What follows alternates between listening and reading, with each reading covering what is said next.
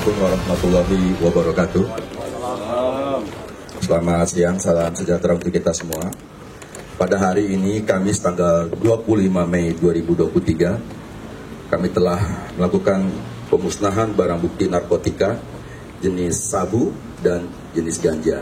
Adapun barang bukti yang dimusnahkan narkotika jenis ganja sejumlah 7 paket narkotika jenis ganja yang dibungkus dengan lakban warna kuning seberat 6.250 gram bruto dan 50 batang pohon ganja, atau sebagai narkotika jenis ganja tersebut telah disisihkan seberat 80 gram untuk kepentingan pemeriksaan di laboratorium forensik Polda Sumut.